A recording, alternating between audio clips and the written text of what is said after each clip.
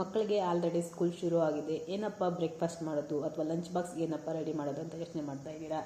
ಈಗ ಇಲ್ಲಿ ಬ್ರೇಕ್ಫಾಸ್ಟ್ಗೆ ಆಗಲಿ ಅಥವಾ ಲಂಚ್ ಬಾಕ್ಸ್ಗೆ ಆಗಲಿ ಸೂಪರಾಗಿರೋಂಥ ಮಸಾಲೆ ಟೊಮೆಟೊ ಬಾತ್ ಅಮ್ಮ ಮಾಡ್ತಾ ಇರೋವಂಥ ಟೇಸ್ಟಿಯಾದ ಮಸಾಲೆ ಟೊಮೆಟೊ ಬಾತ್ನ ಮಾಡ್ಕೊಳ್ಳೋಣ. ಇಲ್ಲಿ ನಾನು ಅಕ್ಕಿ ನಾರ್ಮಲ್ ಮನೇಲಿ ಉಪಯೋಗಿಸೋವಂಥ NS ಅಕ್ಕಿ 2 ಕಪ್ ತೊಗೊಂಡಿದ್ದೀನಿ.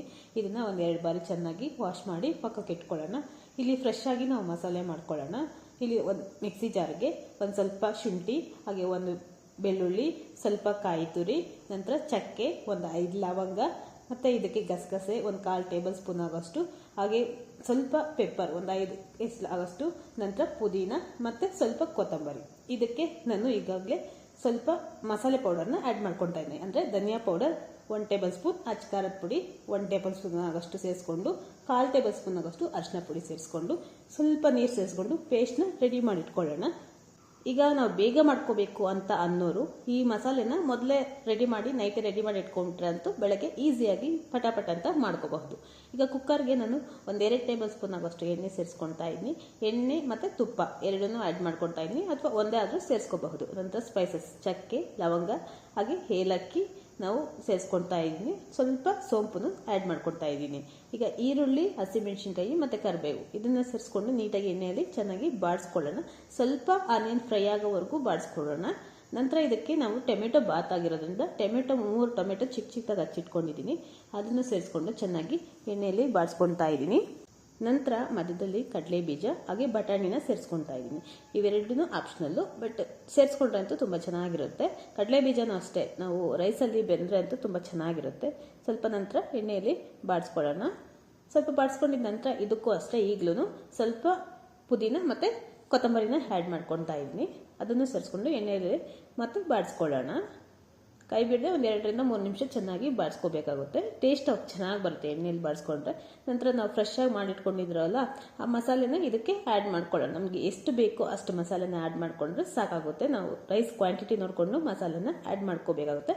ಮಸಾಲೆನ ಎಣ್ಣೆಯಲ್ಲಿ ಸ್ವಲ್ಪ ಬಾಡಿಸ್ಕೋಬೇಕು, ಆಗ ಅದರಲ್ಲಿರೋ ಹಸಿ ವಾಸನೆ ಎಲ್ಲ ಹೋಗುತ್ತೆ, ಟೇಸ್ಟ್ ತುಂಬ ಚೆನ್ನಾಗಿ ಬರುತ್ತೆ. ನಂತರ ಇದಕ್ಕೆ ನಾವು ತೊಳೆದಿಟ್ಕೊಂಡಿರೋಂಥ ಅಕ್ಕಿ 2 ಕಪ್ನ ಸೇರಿಸ್ಕೊಳ್ತಾ ಇದ್ದೀನಿ. ನಂತರ ರುಚಿಗೆ ಎಷ್ಟು ಬೇಕೋ ಅಷ್ಟು ಉಪ್ಪು, ನಾವು ಅಕ್ಕಿಗೆ ತಕ್ಕಾಗಿ ಉಪ್ಪನ್ನ ಸೇರಿಸ್ಕೋಬೇಕಾಗುತ್ತೆ. ಸೇರಿಸ್ಕೊಂಡಿದ ನಂತರ ಒಂದ್ಸಲ ನೀಟಾಗಿ ಮಿಕ್ಸ್ ಮಾಡ್ಕೊಳ್ಳೋಣ. ಸ್ವಲ್ಪ ಚೆನ್ನಾಗಿ ಮಿಕ್ಸ್ ಮಾಡಿಕೊಂಡ್ರೆ ಅಕ್ಕಿ ಮಸಾಲೆನ ನೀಟಾಗಿ ಮಿಕ್ಸ್ ಆಗುತ್ತೆ.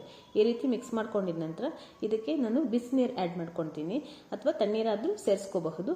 ನಾನು ಇಲ್ಲಿ 4 ಕಪ್ ಆಗೋಷ್ಟು, 2 ಕಪ್ ಅಕ್ಕಿಗೆ 4 ಕಪ್ ಆಗೋಷ್ಟು ನೀರನ್ನ ಸೇರಿಸ್ಕೊಳ್ತಾ ಇದ್ದೀನಿ, ಬಿಸಿ ನೀರು. ಯಾಕಂದರೆ ಬೇಗನೂ ಆಗುತ್ತೆ ಮತ್ತು ತುಂಬ ಚೆನ್ನಾಗೂ ಇರುತ್ತೆ. ತಣ್ಣೀರು ಹಾಕಿದ್ರೆ ಏನಾಗುತ್ತೆ, ಕೆಲವೊಂದ್ಸರಿ ಅಕ್ಕಿ ತುಂಬ ನೆಂದುಬಿಟ್ಟಿರುತ್ತೆ, ಅದಕ್ಕೆ ಬಿಸಿನೀರು ಸೇರಿಸ್ಕೊಂಡ್ರೆ ಒಳ್ಳೆಯದು ಅಂತ ನಾನು ಬಿಸಿನೀರನ್ನ ಆ್ಯಡ್ ಮಾಡಿಕೊಂಡು ಇದನ್ನು ನೀಟಾಗಿ ಮಿಕ್ಸ್ ಮಾಡ್ಕೊತಾ ಇದ್ದೀನಿ. ಸೊ ಬಿಸಿನೀರು ಹಾಕಿರೋದ್ರಿಂದ ಈಗ ಬೇಗನೆ ಕುದಿನೂ ಬರುತ್ತೆ.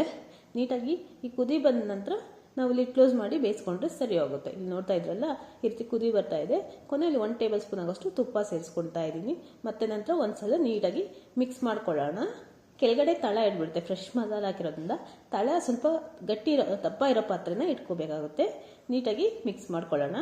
ಚೆನ್ನಾಗಿ ಮಿಕ್ಸ್ ಆದ ನಂತರ ಚೆನ್ನಾಗಿ ಕುದಿ ಬರ್ತಾ ಇರೋವಾಗ ನಾವು ಲಿಡ್ ಕ್ಲೋಸ್ ಮಾಡಿ 1 ವಿಷಿಲ್ ಬೇಯಿಸ್ಕೊಂಡ್ರೆ ಸಾಕಾಗುತ್ತೆ. ಜಾಸ್ತಿ ಬೇಯಿಸೋ ಅವಶ್ಯಕತೆ ಇರಲ್ಲ. 1 ವಿಷಿಲ್ ಬೇಯಿಸ್ಕೊಳ್ಳೋಣ. 1 ವಿಷಿಲ್ ಆಗಿ ಒಂದು 2 ನಿಮಿಷ ಆಗಿ ಕುಕ್ಕರ್ ತಣ್ಣಗಾದ ನಂತರ ಓಪನ್ ಮಾಡ್ಕೊಳ್ಳೋಣ. ಸೂಪರಾಗಿರೋವಂಥ ಬ್ರೇಕ್ಫಾಸ್ಟ್ ಆಗಲಿ, ಲಂಚ್ ಬಾಕ್ಸ್ ಆಗಲಿ, ಅಥವಾ ಮನೇಲಿ ಈವ್ನಿಂಗ್ ಟೈಮಿಂಗ್ಸು ನಮಗೇನಾದರೂ ತಿನ್ನಬೇಕು ಅನಿಸಿದ್ರೆ ಈ ರೀತಿ ಮಸಾಲೆ ಹಾಕಿ ಮಾಡ್ಕೊಂಡು ನೋಡಿ, ಈಸಿಯಾಗಿ ತುಂಬ ಟೇಸ್ಟಿಯಾಗಿ ಬರುತ್ತೆ. ಯಾರಿಗೆಲ್ಲ ಈ ರೆಸಿಪಿ ಇಷ್ಟ ಆಯಿತು, ಇದೇ ನನ್ನ ಮೊದಲನೇ ಬಾರಿ ನನ್ನ ಚಾನಲ್ ನೋಡ್ತಾ ಇದ್ದಾರೆ, ಲೈಕ್ ಮಾಡಿ, ಸಬ್ಸ್ಕ್ರೈಬ್ ಮಾಡ್ಕೊಂಡು, ಇಷ್ಟ ಆದರೆ ಫ್ರೆಂಡ್ಸ್ ಆ್ಯಂಡ್ ಫ್ಯಾಮಿಲಿಗೆ ಶೇರ್ ಮಾಡಿ. Thank you for watching. ಇಲ್ಲಿ ನೋಡ್ತಾ ಇದ್ರಲ್ಲ, ಇದ್ರ ಜೊತೆ ಸೈಡ್ ಡಿಶ್ ಅಂತೂ ಇದ್ದರೆ ಅಂತೂ ಅದರ ಟೇಸ್ಟೇ ಬೇರೆ, ಅಷ್ಟು ಟೇಸ್ಟಿಯಾಗಿ ರೆಡಿ ಆಗಿರುತ್ತೆ. Thank you for watching.